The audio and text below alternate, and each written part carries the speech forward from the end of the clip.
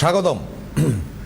দেখুন, আমরা তো রাশির অবস্থান নিয়ে বহু আলোচনা করেছি, সহস্র আলোচনা, কিন্তু একটা ব্যাপার জানবেন যে আমাদের শরীরের মতন হচ্ছে কি আমাদের রাশি। যখন জন্মাই তখন একরকম, যখন আমরা আস্তে আস্তে বড় হই তখন একরকম রাশি এফেক্ট করতে থাকে, যেভাবে আমরা চলি আর কি। এবার রাশিটা কনস্ট্যান্ট থাকে, একসময় আমার মৃত্যু হয়ে গেলেও সেই রাশিটা কনস্ট্যান্ট থাকে, কিন্তু আমার উপর সেই রাশির কি এফেক্ট, সেটা কি ভালো গেল না খারাপ গেল, সেই প্রশ্ন তো থাকতেই পারে। রাহুর প্রকোপে এই মুহূর্তে যে রাশিরা এফেক্টেড হয়ে রয়েছে, আজকে তাদের নিয়ে আলোচনা করব। কারণ রাহু নামক গ্রহটি তো খুব একটা সুবিধাজনক নয়, আবার ক্ষেত্র বিশেষ সুবিধাজনক। এই যে সুবিধা বা অসুবিধা বা তার ভালো বা মন্দ, এটা কিন্তু অ্যাসেস করা ভীষণ কঠিন ব্যাপার। তা কঠিনকে খুব সহজ করে নেওয়ার কৃতিত্ব বা শিক্ষা বা গুণ, তিনি ব্যক্তিগত জীবনে শিক্ষকও বটে এবং ভারতের অন্যতম জ্যোতিষ্কও বটে, গোপাল ভট্টাচার্য। গোপাল দা, ওয়েলকাম। ধন্যবাদ। আসলে আজকে তো রাহু গ্রহটাকে নিয়ে বলবো। রাহু মানে যে সবসময় খারাপ এমনটা নয়, সেটা তো আপনি বলেছেন। হ্যাঁ, রাহু মানে সবসময় যে খারাপ তা নয়। বিদেশ যাত্রা যে গ্রহটা দেয় সেটা হচ্ছে রাহু। ও তাই নাকি? হ্যাঁ, ফরেন সেটেলমেন্ট, বিদেশে সেটেলমেন্ট, বিদেশ যাত্রা যে গ্রহটা দেয় সেই গ্রহটার নাম হচ্ছে রাহু। রাহু শুভ প্রভাব ছাড়া বিদেশ যাত্রা বা বিদেশে সেটেলমেন্ট, পিআর পাওয়া, গ্রিন কার্ড পাওয়া, এগুলো সম্ভব হয় না। এটা গেল 1 নম্বর। 2 নম্বর হচ্ছে হঠাৎ গেইন। মানে ধরুন কিছুই ছিল না, কিন্তু 2-4-5 বছরের মধ্যে সে দেখা গেল কোটি কোটি টাকার মালিক হয়ে গেছে, প্রচুর জমি জায়গা বাড়িঘর করে ফেলেছে। সেটা হয় কিন্তু রাহুর কারণে। হ্যাঁ, এই যে সাডেন গেইন, হঠাৎ আপনি লটারি পেয়ে গেলেন কোনো একটা জায়গা থেকে বা কোনো একটা জায়গা থেকে টাকা পেলেন, এই যে সাডেন গেইন হঠাৎ যেটা ব্যাপার, সেই ব্যাপারটা দেয় রাহু। তো রাহু হচ্ছে, মনে রাখতে হবে, রাহু হচ্ছে ভোগের কারক গ্রহ। সে সব রকম ভোগ সুখ চায়। রাহুর রবিচন্দ্রকে মনে করা হয় কাল্পনিকভাবে যেটা গিলে খায় গ্রহণের সময়। তার মানে রাহু হচ্ছে, রাহুর মানে বাসনা এটা কখনোই কম হতে পারে না। সে সবসময় ভোগ করতে যায়। রাহু হচ্ছে ভোগের কারক গ্রহ। রাহুর শুভ প্রভাব ছাড়া আপনি ভালো বাড়ি, ভালো গাড়ি এগুলো ভোগ করতে পারবেন না, 1 নম্বর। 2 নম্বর হচ্ছে, এবার রাহু কি খারাপ কিছু দেয় না? দেয়। কি খারাপ দেয়?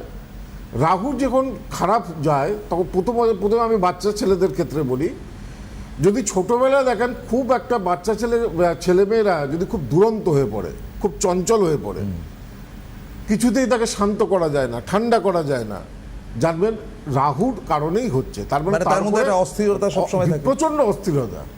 মানে তার জন্য হয়তো কাউন্সিলিং করতে হচ্ছে, তার জন্য হয়তো মেডিসিন নিতে হচ্ছে, এডিএইচ প্রবলেম রয়েছে, সাইকোলজিস্ট দেখাতে হচ্ছে। এই সবকটাই জানবেন এক এবং একমাত্র হচ্ছে রাহুকে ঠিক করলে এই সমস্যাগুলো কমে যায়। আচ্ছা, আমি প্রচুর চঞ্চল বাচ্চা আমার কাছে আসে, এখনো আসে। হ্যাঁ, তো সেখানে দেখা যায় রাহু তাদের ডিস্টার্ব, সেই জন্য মানসিক চঞ্চলতা। পড়াশোনায় মন বসাতে পারছে না, পড়াশোনায় মনোসংযোগ নেই, বাইরের বন্ধু বান্ধবের সঙ্গে বাজে বাজে বন্ধু বান্ধবের সঙ্গে মেলামেশা করছে। রাহু হচ্ছে নেশা, ভান, এই প্রভৃতি জিনিসগুলো, সেগুলো কিন্তু দেয় হচ্ছে রাহু। বাজে সংসর্গে মেলামেশা করা, বাজে বন্ধু বান্ধব, এগুলো হচ্ছে রাহু দেয়। রাহু দেয় আর কি দেয়? যেমন বিবাহস্থানে রাহু থাকলে ইন্টারকাস্ট ম্যারেজ দেয়। রাহুর জন্য অন্য কাস্টে বিয়ে হয়, সেম কাস্টে বিয়ে হতে চায় না। বাঙালি বিয়ে হয়ে গেল মুসলিমের সাথে, এরকম যে ঘটনাগুলো, আমি একটা জাস্ট এক্সাম্পল বললাম। এই যে ঘটনাগুলো, এই ঘটনাগুলো কিন্তু রাহুর জন্য ঘটায়। হ্যাঁ, হঠাৎ পড়াশোনা করতে করতে 18-19 বছর 20 বছর বয়স মেয়েটি পড়াশোনা করতে করতে পালিয়ে গিয়ে বাড়ির অমতে বিয়ে করে দিল, রাহুর কারণে হয়। ভালো সাংসারিক জীবন, কিন্তু একাধিক ইলিসিট রিলেশন যে গ্রহটা তৈরি করায়, সেই গ্রহটার নামও হচ্ছে রাহু। রাহুকে ঠিক করলে অবৈধ সম্পর্ক বা কোনো একটা লিভ ইন রিলেশনে রয়েছে, সেই লিভ ইন রিলেশনে রয়েছে, কিন্তু সেই লিভ ইন রিলেশনে দেখা যাচ্ছে একজন পার্টনারের ডিভোর্স হয়নি, সেই জন্য বিয়ে করতে পারছে না, আবার তাদের বিয়েও হচ্ছে না। এরকম যখন সুতোর মাঝখানে কোনো কিছু ঝুলে রয়েছে সম্পর্ক, সেখান থেকে বেরিয়ে আসা যাচ্ছে না, সেটা রাহুকে ঠিক করলে বেরিয়ে আসা যায়। হয়তো কিছুদিনের জন্য একটা ভাব ভালোবাসা ছিল, কিন্তু সেই জায়গায় সেটা মনে হচ্ছে যে আপনার মেয়ে বা আপনার ছেলের জন্য সেটা ভালো না, বেরিয়ে আসতে চাইছে কিন্তু বেরিয়ে আসতে পারছে না সেই সম্পর্ক থেকে। কোনো না কোনোভাবে আবার মন চলে যাচ্ছে, আবার মন এসে যাচ্ছে, যার জন্য হয় যে গ্রহের জন্য হয় সেই গ্রহ হচ্ছে রাহু। মানে কমপ্লিকেটেড, কমপ্লিকেটেড, যত জীবনের যত রকম কমপ্লিকেটেড ব্যাপার জানবেন সব রাহু। সব রাহু। কমপ্লিকেটেড মিন্স রাহু, বাহ। সোজা কথা। মনে ফোনে হ্যালো নমস্কার দাদা। হ্যালো হ্যালো, নমস্কার। নমস্কার নমস্কার। হ্যাঁ, আমি একটু আমার মেয়ের সম্পর্কে জানবো, মুর্শিদাবাদ থেকে বলছি। হ্যাঁ বলুন। হ্যাঁ, হ্যালো। হ্যাঁ শুনছি, একটু জোরে বলুন। হ্যাঁ, বলছি আমি মুর্শিদাবাদ থেকে বলছি। হ্যাঁ আমার মেয়ের সম্পর্কে একটু জানবো। আচ্ছা, আমাদের অনুষ্ঠান দেখেন বা এই অনুষ্ঠান সম্বন্ধে কোনো ধারণা আছে? হ্যাঁ, অনুষ্ঠান তো প্রায়ই দেখি, ছুটি ছাটা থাকলে তো প্রায়ই দেখা হয়, সন্ধ্যেবেলাতেও দেখি। আমার রিলেটিভ গেছিল বহরমপুরে, মুর্শিদাবাদ থেকে বলছি তো, বহরমপুরে গেছিল। আচ্ছা। ওখানে ও মেয়ের একটু সাংসারিক ঝামেলা ছিল, সেটা ভালো হয়েছে। কিসের ঝামেলা ছিল? সাংসারিক? সাংসারিক হ্যাঁ, সাংসারিক, হ্যাঁ হ্যাঁ, বা সাংসারিক কমপ্লিকেশন, ঝামেলা। ওই যেটা বলছিলেন একটু আগে। সাংসারিক ঝামেলাও রাহু দেয়। যত রকম বিয়ের ক্ষেত্রে বিয়ের সম্পর্কগুলো ভাঙে কিভাবে? বিয়ের Sure. সম্পর্কগুলো ভাঙে হচ্ছে, দেখা যাচ্ছে শ্বশুর বাড়িতে গিয়ে হ্যাঁ। শাশুড়ির সঙ্গে মিল হচ্ছে না, শাশুড়ি টর্চার করছে, ননদ টর্চার করছে, সেটাও হয় রাহুর জন্য। আর বলুন মেয়ের ডেট অফ বার্থ। হ্যাঁ, ডেট অফ বার্থ বলুন। 14/9/92। 14/9/99। সময় 92। 92। 92। সময় সময় সকাল 8টা। সকাল 8টা। আর কোথায় কোথায় জন্মস্থান? এই মুর্শিদাবাদে, মুর্শিদাবাদে কোথায়? খড়গ্রাম বলে একটি জায়গায়। আচ্ছা বেশ। মেয়ের এখন 92-তে জন্ম, তার মানে 33 বছর বয়স। সোমবার, তুলা লগ্ন, মীন রাশি, রেবতী নক্ষত্র, দেবগণ। এইটা হচ্ছে হরোস্কোপ। এখন তো দেখুন মেয়ের তো সময়টা ভালো নয়, এমনি মীন রাশি, শনি 7.5 চলছে একদম রাশির ওপরে। হ্যাঁ। যাদেরই মীন রাশি এখন 7.5 একদম পিকে রয়েছে। একদম পিক। এই সময় কিছুই করতে দেয় না, কর্মক্ষেত্র নিয়েও সমস্যা দেয়, হ্যাঁ বিয়ে নিয়েও সমস্যা দেয়। ওভারঅল এই টাইমে কোনো কিছুই কাজ কিন্তু সেইভাবে এগোতে চায় না। কি বললাম বুঝেছেন? হ্যাঁ, এটা কোনোদিনই কি কিছু হবে না? না হবে, সেটা 7.5টাকে কাটতে হবে। আপনার মেয়ের লগ্নে কোনো গ্রহ নেই, দ্বিতীয় কোনো গ্রহ নেই, তৃতীয় স্থানে রাহু, চতুর্থ স্থানাধিপতি শনি নিজের রাশিতে বসে রয়েছে। পড়াশোনার যোগ ভালো আছে, উচ্চশিক্ষার ভালো? যোগ আছে। হ্যাঁ, পড়াশোনার জায়গা ভালো, উচ্চশিক্ষার হ্যাঁ, যোগ আছে। পড়াশোনায় সম্ভবত MSc সায়েন্স নিয়ে পড়েছে। হ্যাঁ সায়েন্স নিয়ে পড়েছে? সায়েন্স নিয়ে পড়ে। হ্যাঁ ও কি সায়েন্স নিয়ে পড়েছে? হ্যাঁ, সায়েন্স নিয়ে, বোটানি, সায়েন্স, বোটানি। কিন্তু মেন প্রবলেম হচ্ছে দেখুন, এর আগের দিনকেই আমি বলেছিলাম, শুক্র এবং বৃহস্পতি এই দুটো গ্রহ যখন এই জন্মছকটা দেখাতে বলবো, শুক্র এবং বৃহস্পতি দুটো গ্রহ যখন একসঙ্গে থাকে এটাকে বলা হয় দারিদ্র দোষ। শুক্র হচ্ছে দৈত্যগুরু, বৃহস্পতি হচ্ছে দেবগুরু। এই দুটো গুরু যখন একসঙ্গে জুড়ে যায় তাদের আর্থিক ভাগ্য ভালো হতে চায় না। সেজন্য পড়াশোনা আছে কিন্তু চাকরি বাকরি নেই, তার উপযুক্ত চাকরি নেই। চাকরি নেই, এবং বিয়েও তো এখনো হয়নি মনে হয়। না, বিয়ে করেছে, বিয়ে করে চাকরি বাকরির জন্য চেষ্টা করছে। হ্যাঁ হ্যাঁ, চাকরি বাকরির জন্য চেষ্টা করছে, হচ্ছে না। হ্যাঁ, তো অনেক চেষ্টা করছে। কি বিয়েতেও 7.5 কমপ্লিকেশন আছে? হ্যাঁ, বিয়েতে কমপ্লিকেশন? বিয়েতেও কমপ্লিকেশন আসবে। শুক্র যখন পীড়িত, ম্যারেড লাইফেও কমপ্লিকেশন আসবে। তবে মেন হচ্ছে যে এই ধরনের চার্টগুলোতে দেখা যায় পড়াশোনা ভালো হয় কিন্তু চাকরি বাকরি হতে যায় না। হ্যাঁ। শুক্র বৃহস্পতি আপনি একসঙ্গে চাকরির উপরই থাকলে stress দিলেন। যতক্ষণ না দারিদ্র দোষ ঠিক হয় হ্যাঁ। তাদের দেখা যায় যে চাকরি হয় না। মানে এমএসসি পড়েছে, সব করেছে, সরকারি চাকরির ইচ্ছা আছে, সরকারি চাকরি একটা পাবো, কিন্তু সেটা হতে চায় না। শুক্র বৃহস্পতিকে ঠিক করতে হয়, তবে এগুলো ভালো হয়। ঠিক যাই আছে হোক, দিদি, বুঝলেন? এটা আপনার কাছে গেলে কি ঠিক হবে দাদা? হ্যাঁ, হ্যাঁ, সেটা। সেটা তো আপনি বিচার করবেন। আপনি তো কত বছর অনুষ্ঠান দেখছেন আমার? আমি দেখি আমার প্রায় 9 সাল থেকে দেখি। 2009 সাল? হ্যাঁ। তো 2009 সাল থেকে 17 বছরের আপনি যখন অনুষ্ঠান দেখেন আবার জিজ্ঞাসা করছেন আপনার কাছে গেলে সমাধান হবে কি না? না, আপনার এখন এই এতদিন তো পড়াশোনা করছিল, হচ্ছে না, তখন একবার দেখলাম যে দেখি দাদাকে ফোন করে যদি কিছু ব্যবস্থা করা যায় কিনা। মানে আমার মেয়ে খুব একটা জ্যোতিষী নিয়ে মানে পছন্দ করে না। হ্যাঁ, সেই জন্য আমি তো মা, ধরুন আমি তো চাই। ওরা বলে যে দেখো এসব করে কিছু হবে না। যাদের আধ্যাত্মিক বিশ্বাস রয়েছে, যাদের ভগবানের ওপর অখণ্ড বিশ্বাস রয়েছে, তারা জ্যোতিষ মানবেই। এবং আমার দেখানো পথে আজ পর্যন্ত কেউ বৃথা যায়নি, ঠিক আছে? আর যাদের অভক্তি বেশি, বাড়িতে ছেলে মেয়েকে আধ্যাত্মিক পরিবেশ না দিতে পারা বাবা মারা, তারাই বলবে জ্যোতিষ হ্যাঁ, জ্যোতিষ নিয়ে জ্যোতিষ কী হবে। কিন্তু যারা ঈশ্বরকে মানবে, জ্যোতিষ মানে হচ্ছে, সোজা কথা হচ্ছে, ভগবান ঈশ্বরের দেখানো পথ যে আমাদের কি হতে যে চলেছে একটা জীবনে। একটা পথ রয়েছে, সেই পথটা দিয়ে তুমি যাবে, এটা বলে দেবে। সেই ওয়ে আউটটা করতে হবে। আর আমি তো কম দিন প্র্যাকটিস করছি না, 34 বছর হয়ে গেল, 35-এ পড়তে চলেছি। তবে এটা 35 খেলা years। কথা। 35 বছর ধরে লাগাতার আমি প্র্যাকটিস করেছি। এখন আমার চেম্বারে দেখাতে গেলে আপনাকে 3 মাস 6 মাস ওয়েট করতে হয় এখনো। এবং আমি তার আগে 2000 সাল থেকে আমি বহু ছাত্রছাত্রী পড়িয়েছি, তারা আজকে অ্যাস্ট্রোলজি হয়েছে। তারা সব এখন বিখ্যাত হয়ে গেছে। জ্যোতিষ শুধু কলকাতায় নেই, শুধু পশ্চিমবঙ্গে নেই, সারা পৃথিবীতে রয়েছে। আপনি আমেরিকায় খোঁজ নিন, ইউএসএতে খোঁজ নিন, লন্ডনে খোঁজ নিন, তাবর তাবর জ্যোতিষী বসে আছে। ওয়েস্টার্ন কান্ট্রিজগুলো যারা রয়েছে, যারা শিক্ষিত আমরা বলি, হ্যাঁ, তাদের দেশেও ওয়েস্টার্ন অ্যাস্ট্রোলজি রয়েছে। আর জ্যোতিষ কোনো একদিনের সাবজেক্ট নয়, দুদিনের সাবজেক্ট নয়, 6500 বছর বয়স অ্যাস্ট্রোলজি।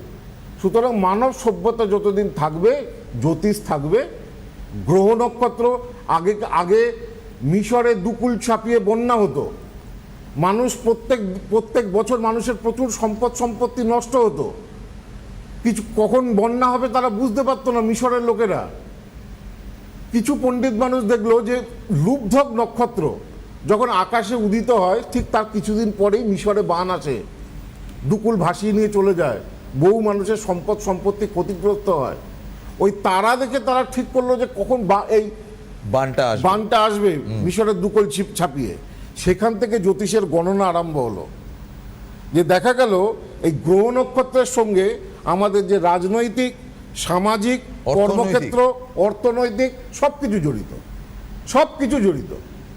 এবং জ্যোতিষ এমন একটা জিনিস, বিশেষ করে আমি যে নক্ষত্র জ্যোতিষ প্র্যাকটিস করি, পিন পয়েন্ট, যে কোনো ক্ষেত্রে পিন পয়েন্ট, কবে বিয়ে হবে, কবে চাকরি হবে, পিন পয়েন্ট বলা সম্ভব। এই 2 মাসের মধ্যে হবে। আমি অনেককে লিখেও দিই যে এই 2 মাসের মধ্যেই একটা বিয়ে হবে, এই 2 মাসের মধ্যেই চাকরি হবে। যাই হোক, আমি যেটা বলছিলাম, ফোন আছে, আরেকটা ফোন আছে। হ্যালো। হ্যাঁ, নমস্কার। হ্যাঁ, নমস্কার স্যার। আমি ফুলিয়ার থেকে বলছি, নদিয়া জেলা। আচ্ছা স্যার, বলছি যে আপনার ওখানে আমার দিদির ছেলে দেখিয়েছিলেন কৃষ্ণনগরে। আমার দিদির ছেলে আপনাকে দেখে খুব উপকার হয়েছে, ও চাকরি পেয়ে গেছে রেলে। হ্যাঁ, আরে রেলে? হ্যাঁ, রেলে তো আছে কেমন এখন চাকরি পেয়ে? এখন খুব ভালো আছে, বিয়েটাও হয়ে গেছে, ছেলে হয়েছে, খুব ভালো আছে। বাবা, সে আপনার কথা অনেকগুলো কাজ খুব হয়েছে। বলে যে স্যারের দৌলতে আমি চাকরিটা পেয়েছি। না, আমার দৌলতে না, না, আপনার দৌলত। আমার দৌলতে না, জন্মছকে যদি ভালো যোগ থাকে। আপনি কি বললেন একটু আগে, ঈশ্বরের দেখানো যে একটা পথ রয়েছে, সেই পথটা যে বাড়িতে আধ্যাত্মিক ব্যাপার নেই, ঠাকুর দেবতা মানে না, সবই ভাবে নাস্তিক, সেই বাড়িতে জ্যোতিষ নেই। আর যদি আমরা আমাদের ছেলে মেয়েদেরকে আধ্যাত্মিক পথে এগিয়ে না নিয়ে যেতে পারি, তারা জীবনে শান্তি আসবে না, সুখ আসবে না, সমৃদ্ধি আসবে না। সেই জন্য 2009 সাল থেকে দেখছে 17 বছর বয়স হয়ে গেছে, মেয়ে জ্যোতিষ মানে না, ওনার মনে হয়নি যে একবার গিয়ে একটু কনসাল্ট করি। সেই জন্য মেয়ে MSc পাস, কিন্তু এখনো কোনো চাকরি বাকরি কিছুই নেই। তবে চিন্তা করুন দেখি, বয়স হয়ে গেছে। আজকে ডেট অফ বার্থ বলুন। আজকে আমার একটু ছেলের সম্বন্ধে স্যার জানতে চাই। ডেট অফ বার্থ ছেলে হচ্ছে ডেট 16/2/2001, সকাল 7:30। 16/2/2001। সময় সকাল 7:30। কোথায় জন্ম? রানাঘাট। বেশ। আপনার ছেলে যেটা দেখতে পাচ্ছি, জন্মবার শুক্রবার, কুম্ভ লগ্ন, শুক্রবার ছিল তো? হ্যাঁ। কুম্ভ লগ্ন, বৃশ্চিক রাশি, অনুরাধা নক্ষত্র, দেবগণ। এইটা হচ্ছে হরস্কোপ বা জন্মছক। লগ্ন পূর্ব ভাদ্রপদ নক্ষত্রে, রবিও ধনিষ্ঠা নক্ষত্রে। ভালো, রবি ধনিষ্ঠা নক্ষত্রে। তার ধনিষ্ঠা মানে ধন, যে অর্থ, যে ধন যেখানে স্থিত হয় সেই হচ্ছে ধনিষ্ঠা। রবি ধনিষ্ঠা নক্ষত্রে থাকলে জীবনে আর্থিক ভাগ্য ভালো হয়। তো যাই হোক, লগ্নে রবি রয়েছে, মাথার চুল একটু কম হবে লগ্নে রবি। কেমন? পাতলা চুল। মাথার চুল দেখুন, আপনার ছেলে মাথার চুল একটু কম, তো মানে চুল আছে কিন্তু পাতলা। হ্যাঁ। দ্বিতীয় কত কাণ্ডই হয়। দ্বিতীয় স্থানে শুক্র, হয়তো গান না শিখলেও গানের গলা কিন্তু ভালো হবে, মানে কালচারাল উইংটা তার ভেতরে রয়েছে, ভেতরে রয়েছে। আছে। আচ্ছা হ্যাঁ স্যার, এমনি নাচ টাচ শিখতো আগে। ওই দেখুন। শিখতো না, নাচ টাচ করতো ভালো, মানে মোটামুটি ভালো একটা নাম ডাক হয়েছে। দ্বিতীয় শুক্র থাকলে তার ক্রিয়েটিভ আজকে তো সাংঘাতিক থাকবেই। সমস্ত বলছেন।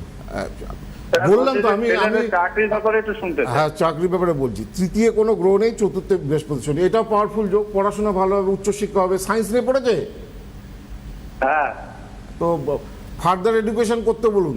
লগ্নে রবি আছে, মঙ্গলচন্দ্র একসঙ্গে রয়েছে, এমনি চার্ট পাওয়ার। দ্বিতীয় শুক্র তুঙ্গে, সরকারি চাকরির প্রিপারেশন নিতে বলুন।